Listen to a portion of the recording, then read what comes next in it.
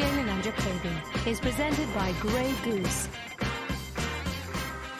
He is Jalen Rose. I am David Jacoby. We are Jalen Jacoby. What is it that we do? We give the people what they want. Jalen, we have so much to get to coming off this weekend in the NFL and in sports, and we start with the big game in the AFC. It was the Ravens hosting the Steelers, and the Steelers stayed undefeated, but it was Lamar Jackson who's under pressure during the game and after the game. What did you think about Lamar's performance? I just liked that it was physical. Too many turnovers for Lamar. That's going to be a problem for this team moving forward, Jacoby, especially losing Stanley on the front line, who they just signed to a big contract. He had 2 interceptions and 2 fumbles. You just can't make those mistakes against the Pittsburgh Steelers and a championship-level quarterback like Ben Roethlisberger. You absolutely can't. And one of the things about this game is the Ravens played better. It was those turnovers. Now, one of those fumbles was insignificant because it was 4th down. He was just kind of reaching for the sticks, never going to get there anyway, only cost him a couple yards. But one of the things about this team is Ben Roethlisberger didn't play well. He didn't do anything in the first half, played well in the second half. But when you have the defense that they have, you can create these turnovers because TJ Watt specifically is in the backfield pressuring Lamar so many times. Let me get the numbers right. He had 5 QB hits, 1 sack, and 5 tackles. And we all know that Minkah Fitzpatrick play at the end of the game that sealed the game for the Steelers. It was the down before that when TJ Watt put his hand on Lamar's chest and disrupted that play. TJ Watt was an absolute beast. And when you have a defense that does this, you can win like this. Now, you mentioned Staley going down. Jalen, what do you think the implications are that moving forward for the Ravens? I'm looking deeper in the box score, Jacoby, and as the Titans and the Ravens, both run-dominant teams, lose dominant offensive players on their line, it's going to affect their run game. And it's going to affect the pass game in particular for the Baltimore Ravens. You know how much Lamar loved to throw it across the middles to Andrews. The Steelers took that away. And Davis had a great game rushing the ball yesterday, but it's going to be interesting to see how they make up for this amazing loss on their front line when they just paid him a big-time deal. He just got paid the highest deal in the history of an offensive lineman. So I'm glad he got his bag before he got injured. Absolutely. Sort of the opposite of what happened with Dak Prescott. The Steelers did give up 265 rushing yards, perhaps giving the rest of the AFC and the NFL a blueprint of how to beat this now undefeated team. From the undefeated in the AFC to the recently very much defeated in the AFC. You've been talking all season long about this is Cam's year to prove himself. He is auditioning for the future of his career. That audition did not go that well yesterday against the Buffalo Bills with a fumble at the end. What did you see from Cam yesterday? Jeezy said it. Now that ain't this, and this ain't that. Cam, I'm really disappointed in his performance, Jacoby. He had a chance to at least drive his team down the field later and put him in position to possibly win the game. And Cam Newton, the former MVP, the seasoned veteran, the OG of running the football amongst quarterbacks, got it stripped. But here's what I'll say, and I saw this happen to DeAndre Hopkins a couple of weeks ago. It's one thing when you run and making moves as a skilled player against linebackers and defensive backs, but when you got them linemen raking at the ball, usually when they get a good paw on it, it's coming loose. And Cam had it in the wrong hand, but still, that's a great hustle play, and you reward the defense clearly on a play like that. It was a great play by Justin Zimmer. I think so much will be said about Cam not holding the ball in the right hand and Cam losing the fumble. This is Cam's first lost fumble the entire season. It was a really phenomenal play by Zimmer. And this was a game that was at the very worst for the Patriots going into overtime. But these are the things that swing seasons. We talked about this being a pivotal game for both of these teams. Now the Bills looking at top of the AFC East, looking comfortable. And the Patriots are now looking at their season. And what are they saying to themselves about the future of the 2020 Patriots? Ski mask and gloves. Hope you renting if you're a member of the Patriots or leasing, because they're about to clean house. Watch. You're about to look up. It's going to be like the Patriots trading who? Who's on the block? That's what's about to take place. This is a team, Jacoby, that has won 6 Super Bowls in the last 20 years. This ain't the NFC East where we like, oh, They still got a chance to win the division. They are not trying to win divisions, Jacoby. They're trying to win Super Bowls. And guess what they're not doing this year? Contending. I anticipate they will be cleaning house. Absolutely. The only person who's safe in their position with the Patriots is Bill Belichick. Everybody else is concerned on Monday and moving forward. Well, staying with the AFC East, and a new contender in that division is the Miami Dolphins. They made the decision to put Fitzpatrick on the bench and start Tua after a bye week against the Rams defense. Didn't look good at first, but looked good in the end. What did they do to support Tua to get them this victory against the Rams? Shout to Brian Flores, who made a great decision as the head coach. And also shout to Mike Tomlin, who passed Tony Dungy for the most wins for an African-American coach. And when you do this, you set yourself up to get criticized, Jacoby, especially when Aaron Donald gets that sack early in the game. But then all of a sudden, the team dynamic kicked in, and they got a touchdown from each phase, a total team victory. That's how you propel a young starting quarterback in his first game to victory. They were outgained by 326 yards in this game. Again, they were outgained by 326 yards in this game. But like you said, it was a team victory. And I want to focus on the defense, who had some really great schemes against the Rams, who like to scheme for you. They were getting at Goff, and they were tipping balls at the line. They even had Springfield, Massachusetts' own Christian Wilkins go back in coverage and get an interception. Look at the big man right there, getting the interception. This was a really, really well-designed defense against a Rams offense, which is built to trick you, and it worked. And Jalen, I've got some good news for Miami Dolphins fans. Look at their upcoming games. It was definitely the right decision to start Tua here because they're favored to win in 4 of their 5 next games. Do you see them going on a little run here? I hope so for Tua, and you just got to keep that guy upright. And when you shouting out Springfield, you better shout out Travis Best. I played my McDonald's High School All-American game there in Springfield. It's great that the Dolphins are relevant. And again, when you have a quarterback under center that gives you promise in the year where you see rookie quarterbacks like Herbert and Burrow doing really well, it's time to give Tua that opportunity, and he did a great job leading them to victory in his first game. Jalen, I was going to make a joke about how you will never be in Springfield in the Hall of Fame, but you were recognized by the Hall of Fame just a couple years ago. So salute to you and all your efforts that actually got you in Springfield through the back door. Moving on to the Saints and Bears game. This one was frankly closer than it should have been, but ultimately it was Alvin Kamara who ran and caught and gained the Saints to the victory. What did you think about Kamara's big day? He just glides. And for you young football fans out there, this is shades of Gale Sayers. And of course, he's not doing it in the return game like Gale. But man, when he gets the football in his hands, don't it just look like he's smoother and faster than everyone else, Jacoby? Yes. Can run it between the tackles. He's a terrific receiver coming out of the backfield, and playing without Michael Thomas, playing without Emmanuel Sanders. Drew Brees can continue to use this guy as a dual threat and propel them to victory against a tough defense like the Chicago Bears. Kamara has 55 receptions through 7 games, which according to Elias is the most for a running back in the history of the NFL since the merger. Very impressive from him. One thing I do want to mention is that if you look at Nick Foles' stats, 28, completed passes, 272 yards, 2 touchdowns, 1 interception. They don't sound that bad, but when you watch Nick Foles, it looks that bad. And I have to wonder if Matt Nagy isn't thinking, maybe we'll bring Trubisky back. He's a little bit more mobile, a little bit more athletic. He can move the pocket. He can get out of the pocket and do some things. That's something to keep an eye on in Chicago. But there's something that happened during this game that was much more important than the final score, and that is our soft move or boss move.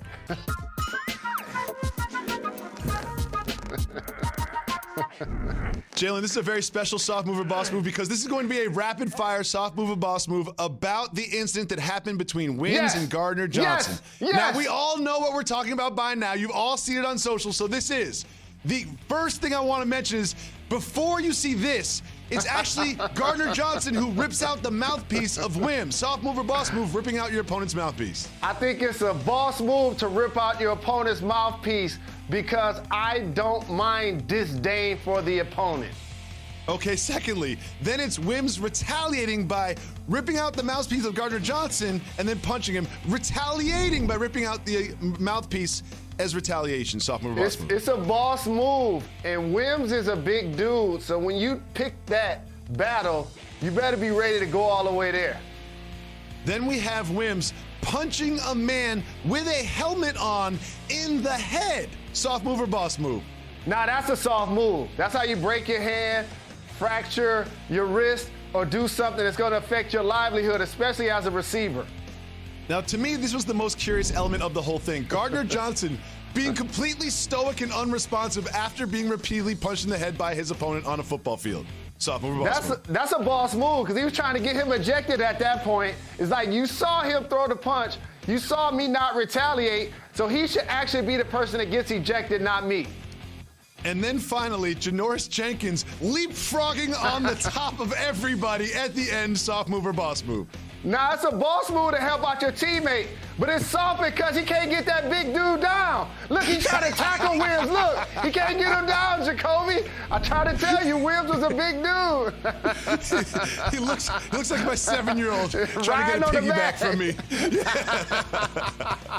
Well, to everybody, while we do not condone violence in sports or anywhere, we do enjoy to talk about it from time to time.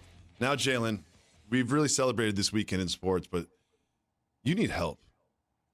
You need an intervention, Jalen. It is now intervention time.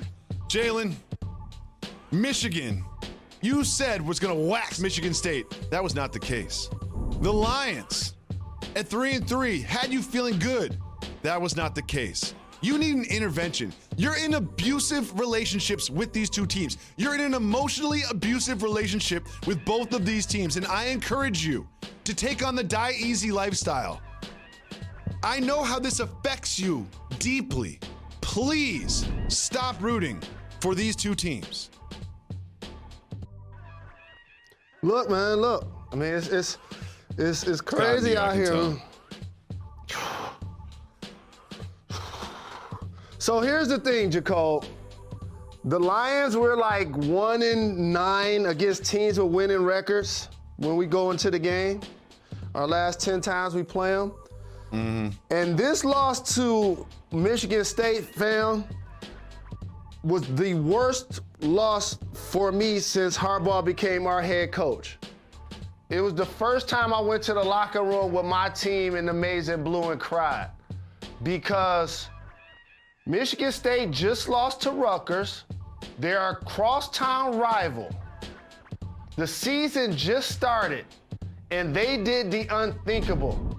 They rendered the rest of our season virtually irrelevant unless we beat Ohio State. That's exactly what you want to do to your rival. Some of my favorite people in the world have gone to Michigan State University, including people in my family. I must bow down to Sparty for now. Basketball season is coming, and you guys know how much I love Tom Izzo, but I was very disappointed in the loss by my Michigan Wolverines against the Michigan State Spartans. Very disappointed, Jacoby. Well, Jalen, just imagine how you're going to feel when they get waxed by the Buckeyes. Jalen, we have Russell Wilson dominating again, linking up with Metcalf. We have the Cowboys once again looking terrible, and so much more. We'll discuss it all. Stay tuned. You're watching Jalen and Jacoby. Coming to you live from Pier 17 in the South Street Seaport and brought to you by Chase. Welcome back to Jalen and Jacoby. Jalen, because this is ESPN, we have to talk about the Cowboys. I watched every snap of this Cowboys-Eagles game last night, and it was atrocious, but it was interesting. But Jalen, what do you think the biggest problem for the Cowboys, not just last night, but moving forward right now is? Well, we're going to cover them because they're still considered America's team. But, Jacoby, trust me, our supporters appreciate the fact that we don't troll the Cowboys or the Lakers for topics.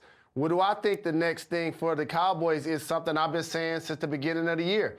The only way to pay Dak is to trade Zeke. When you look at how this team has now formed itself offensively, you would love to get from under Amari and or Zeke's contracts.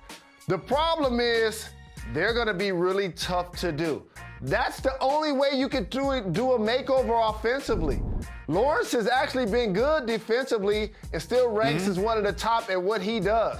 So if you're going to change your offensive dynamic with a high-paid offensive line, plus take care of Dak, you're going to have to figure something to do with Amari and/or Zeke. Has Zeke had 100 yards this year?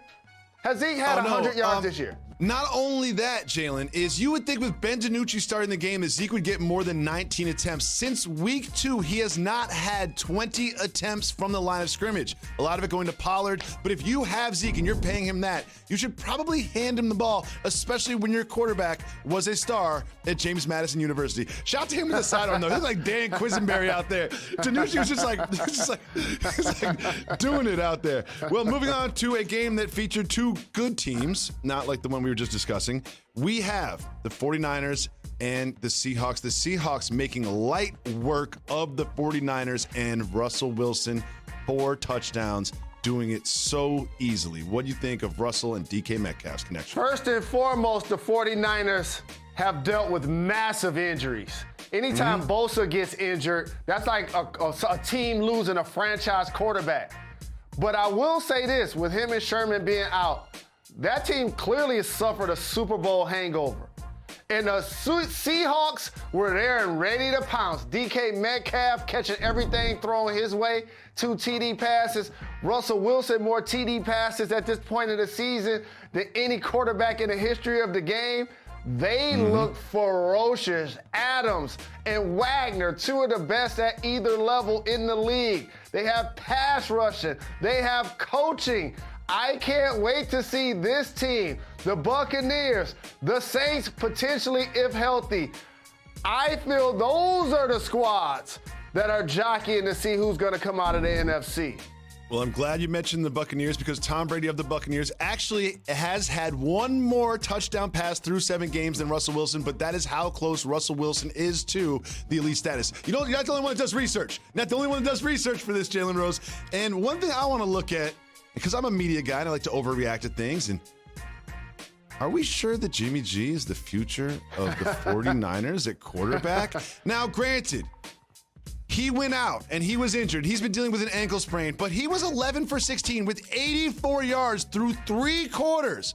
All of a sudden, Nick Mullins comes in. Now, I know he's playing against a prevent defense and it was kind of garbage time or whatever, but Nick Mullins comes in and, I don't know, he just went 18 for 25 for 238 yards and 2 touchdowns. And when you look at a salary cap sport, at the difference in performance and the difference in salary, you have to wonder if Jimmy G is long for San Francisco. Jalen, staying with the top teams in the NFC, we have to discuss what's happening in your Lions division. It is the Vikings coming into the game against the Packers with 1 win. This is going to be a blowout, right? The Packers are going to blow them out, right? Well, Dalvin Cook had something to say about that. What do you think about Cook cooking? I just want to make sure I always acknowledge bad losses. And I think the Titans, the Rams, and the Packers each had bad losses based on the teams they were facing and how they looked going into the weekend. Shout to Dalvin Cook, who scored 1, 2, 3, 4 touchdowns, the most in a game since, Bobby Moore, Ahmad Rashad, the guy that's a trailblazer in multimedia, the former football player who also covered the NBA forever and knocked down barriers for people that look like me to talk about multiple sports on television. This is why you come to Jalen and Jacoby. Last week we gave you Ed Reed and Troy Polamalu. This week we're giving you the vintage footage. We're giving you the Gale Sayers. We give the people what they want. Shout to the OG Ahmad. We've discussed the undefeated Steelers. We've discussed Lamar Jackson. We've already given Russell Wilson the MVP. But quietly, a gentleman by the name of, wait, I have a question. Where are my homies? Where my homies? Patrick Mahomes, he just came out and threw 5 passing touchdowns. No big deal. Spreading the ball around to everybody. He carried Tyreek Hill on his back literally during this game. Is Mahomes playing his way back into the MVP conversation? Eric B for president. All I know is this. There better be teams lining up to take the enemy away from the Kansas City Chiefs so that the Chiefs have to give him a blank check to stay. Because they having way too much fun. It's Hardman, it's Robinson, it's Hill, it's Kelsey, it's Mahomes under center, spreading the football around, making it look easy. Oh, that's right, who are they playing? Oh, the Jets. They'll do that to you as well. The Jets will do that to you. The Jets will make Ben DiNucci look like an all-pro quarterback. When we come back, we're going to show you a knockout that you will not believe, something you haven't seen since the days of Tyson. Stay tuned to see that. You're watching Jalen Jacoby. Jalen Jacoby is presented by Grey Goose. The MAC is back on Wednesday. ESPN Ohio versus Central Michigan. ESPN 2 Buffalo versus Northern Illinois. And on ESPNU, Bowling Green versus Toledo. Jalen, you know we weren't going to end the show without showing you Gervonta Davis' knockout of Leo Santa Cruz. Your thoughts? Tank, we are not worthy. And I know going into this fight, it happens all of the time in sweet science. Each fighter needs that notable performance to make the casual fan pay attention and catapult them to mainstream popularity. This was the moment for Tank. Now people are going to be paying attention to when he's back up into the ring because that was spectacular. Shout out to my brother Floyd, too. We'll be back tomorrow on ESPN at 2 p.m.